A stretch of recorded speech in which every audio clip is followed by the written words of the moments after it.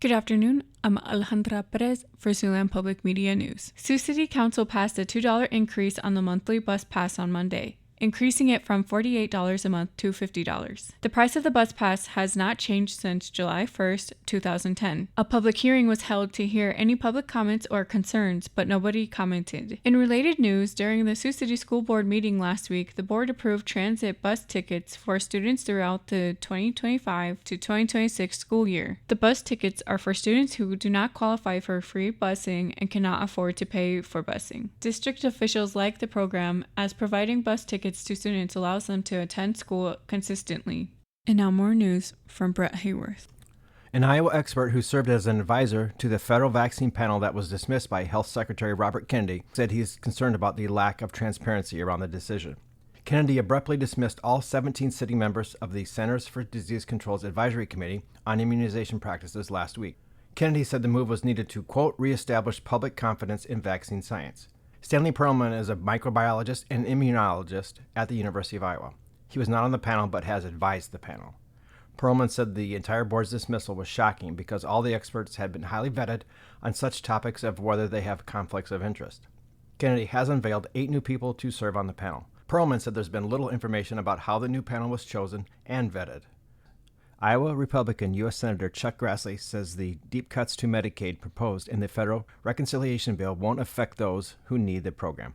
Republicans have been targeting the health coverage program for low-income and disabled Americans as a way to offset the loss of revenue due to the proposed tax cuts in the bill. Grassley said the bill proposes adding things like work requirements to make sure able-bodied people are working to get enough coverage. The needy who rely on Medicaid, grandma in nursing homes, people with disability, kids, and more, I want to make clear, will not lose any coverage. Democrats and opponents of the bill say it will cause millions of eligible Americans to lose health coverage by creating confusing bureaucratic red tape to keep their benefits, which will strain the whole healthcare system. Additionally, there is a vacancy in the president post in one of the 4 colleges in Sioux City.